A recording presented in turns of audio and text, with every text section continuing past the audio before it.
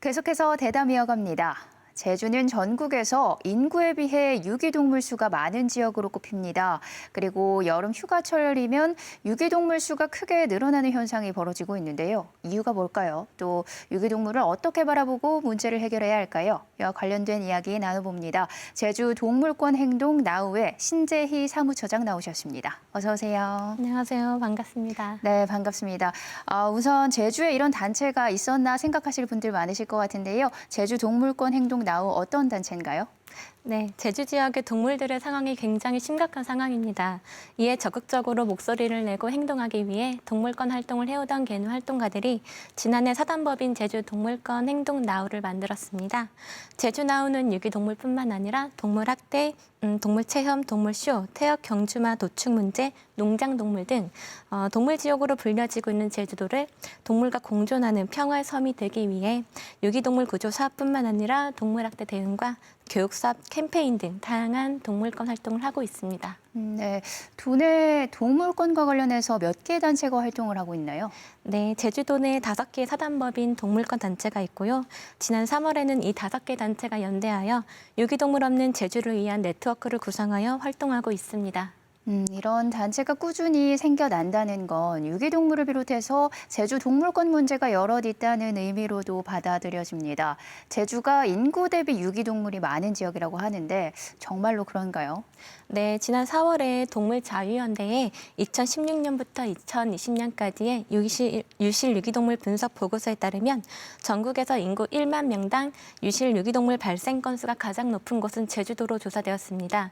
이는 서울의 10배나 되고요. 지난 5년 동안 전국에서 1위 자리를 한 번도 놓치지 않았습니다. 인구 대비 유실 유기동물 수가 가장 많은 지역인데 여기에다가 유기동물 수가 매년 증가 추세라고요. 네, 맞습니다. 보고서에 따르면 2017년에는 4,500마리 정도가 발생했고요. 2018년 다음에는 2,000마리가 더 늘어 약 6,500마리가 발생했고, 2019년에는 500여 마리가 늘어 약 7,000마리 정도가 발생했습니다. 2020년에는 다소 떨어지긴 했지만 여전히 6,000마리 정도의 유기견이 발생했습니다. 사실 이러한 통계는 제주도에서 운영하는 유기동물 보호센터에 입수한 수치이기 때문에 실제 유기견은 그보다 더 많다고 볼 수 있습니다. 그렇다면 제주에 왜 이렇게 유기동물이 많은 걸까요? 네, 제주도에서도 유기동물을 줄이기 위한 마을별 중성화 사업과 반려동물 등록 사업 등을 추진하고 있는데요. 의무적으로 해야 하는 동물 등록은 현재 약 50%가 진행된 것으로 추정하고 있고요. 나머지 50%는 동물 등록도 안 되었고 대부분 강아지에 국한되고 고양이 등은 아주 저조하다고 볼 수 있습니다. 사실 지금과 같은 방법은 소극적 사업이라고 보고 있고요. 동물 매매, 강아지 공장, 개농장, 개식용 등 최소한 불법적으로 이루어지고 있는 모든 것들을 점검하고 해결해야 합니다. 이러한 문제는 민간이 힘을 합쳐 적극적으로 함께해야 해결할 수 있다고 생각합니다. 네, 여름 휴가철에 유기동물이 늘어난다는 얘기도 있고 관광객들이 와서 버리고 간다는 이야기도 있거든요. 네. 이거 사실인가요?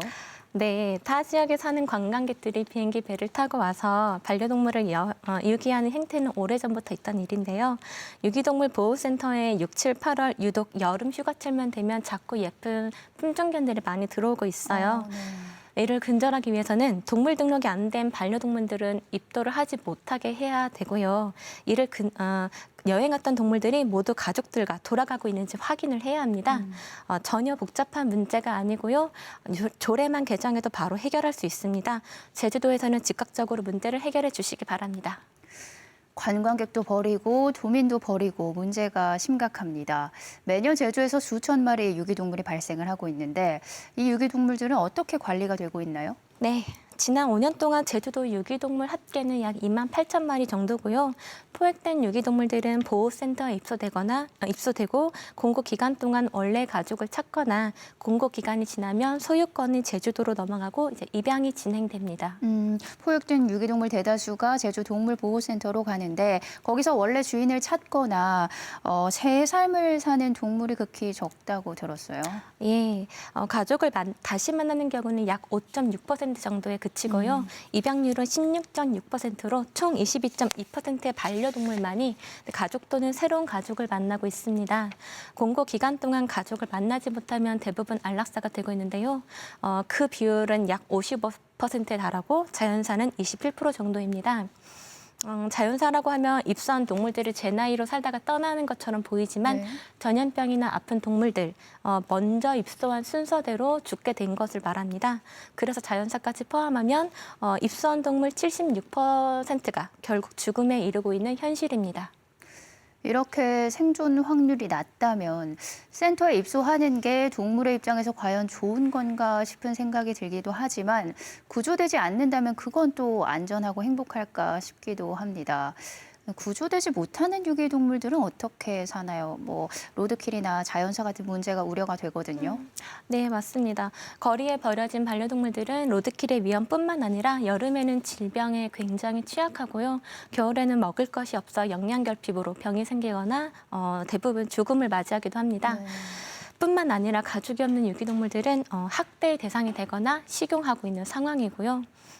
집마당에 묶어두거나 과수원에 방치된 개들도 여름철이 되면 사라지는데 거리의 개들의 상황은 더욱 열악합니다. 반려견이 되지 않는다면 어쨌든 자체적으로 삶을 강구해야 하는데 그래서 그런지 유기견이 야생화되는 사례가 적잖이 나오고 있습니다. 중산간 등지의 들깨떼 문제가 대두가 되고 있잖아요. 아, 네, 맞습니다. 실제 한국에는 들깨라고 부를 수 있는 개들은 없다고 볼 수 있습니다. 네. 네, 동물과 단체에서는 중산간에 버려진 유기견이라고 부르고 있고요. 반려동물들이 유기되면서 인간과 접촉을 하지 않은 3세대까지 가게 되면 사람을 좋아하는 반려동물 성품보다는 사람을 경계하게 되는 것은 맞습니다. 작년 제주도 용역 보고서에 따르면 중산간에 버려진 유기동물 숫자가 2,000마리 정도로 이제 추정되고 있는데요. 그들이 다른 동물들의 피해를 주고 있다는 보도를 접하기도 하고 이제 산행을 하시는 분들이 공포심을 느낀다는 것도 잘 알고 있습니다. 들깨 문제를 해결하기 위해서 행정 차원에서 여러 가지 방안을 강구하고 있습니다. 이거 어떤 차원에서 이 문제를 접근을 해야 될까요? 네, 중산간 유기견들은 먹을 것을 구하기도 힘든 굉장히 열악한 환경에 노출이 되어 있고요. 네. 상당히 이제 질병에도 상당히 취약한 상태인데요. 생명이 있는 존재는 누구라도 살고자 하는 욕구가 있다는 것을 역지사지의 마음으로 헤아릴 필요가 있습니다. 애초에 원인을 제공한 건 사람이라는 것을 잊어서는 안 되고요. 그럼에도 불구하고 안전한 공존을 위해서 중산간 유기견들을 더 이상 방치해서는 안 되고요. 민간이 협력하여 지금과는 다른 방식으로 신속한 해결점을 찾아가야 한다고 생각합니다. 들깨든 보호센터에 입소한 유기동물이든 최후에는 사살, 안락사 등 인위적으로 목숨을 뺏는 방법이 동원이 되고 있습니다. 이게 또 오랜 논란거리인데 좋은 대안은 없을까요? 아, 네. 지금까지 우리는 가장 쉬운 방법으로 문제를 해결해 왔습니다. 사람의 이익에 조금이라도 손해가 되면 너무 쉽게 죽여왔고요. 한쪽에서는 유기동물들을 보호하자고 하고 다른 한쪽에서는 나와는 상관없으니 또는 이익이 되지 않는다면 너무나 쉽게 경우에 따라 좀 잔인하게 죽이기도 합니다. 이제는 사람만이 중심이 아닌 동물과 공존하는 패턴으로 바꿔야 할 때이고요. 말로만 하는 공존이 아닌 새로운 시스템을 구축해야 할 때입니다. 예를 들어 제주도 중앙 집중 유기동물 보호 관리 시스템을 지역별로 만들어서 마을 유기견들을 관리하는 보호 시스템을 구축하여 작은 규모로 돌봄 시스템을 운영하고 민간이 함께 적극적인 입양 프로그램을 운영하는 것도 방법입니다. 네, 그리고 생명에 공감하는 사람들이 더 많아지고 함께 살아가자는 공존의 키워드를 가지고 머리를 맞댄다면 반드시 좋은 결과를 가져올 거라 생각하고요. 그때야 비로소 동물지옥이 아닌 평화의 섬 제주도라 할 수 있겠습니다. 네, 이렇게 이야기를 쭉 나누면서 드는 생각이 너무 속상한 게 사실 반려동물을 데리고 오는 사람들은 동물을 좋아하는 사람들이잖아요. 근데 왜 동물을 데리고 와서 이렇게 버리는지 진짜 너무 마음이 아프거든요. 아무래도 유기동물을 줄일 수 있는 가장 좋은 방법이 반려인의 책임, 의무 이행인 것 같거든요.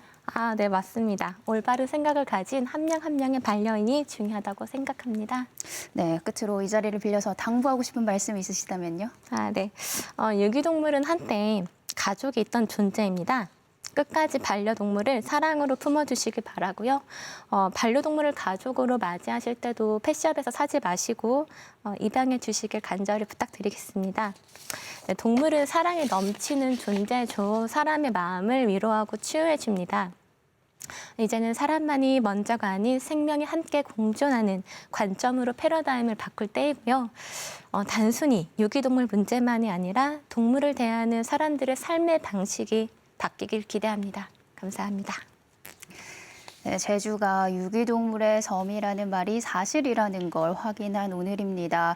구조가 됐다고 해도 사람에 의해서 대다수가 생을 마감한다고 하니까 안타까움을 넘어서서 너무 가슴이 아픕니다. 보다 열린 마음으로 반려동물과 유기동물 문제를 고민하고 좋은 대안들이 마련돼야겠습니다. 오늘 말씀은 여기까지 듣겠습니다. 출연해 주셔서 고맙습니다. 감사합니다.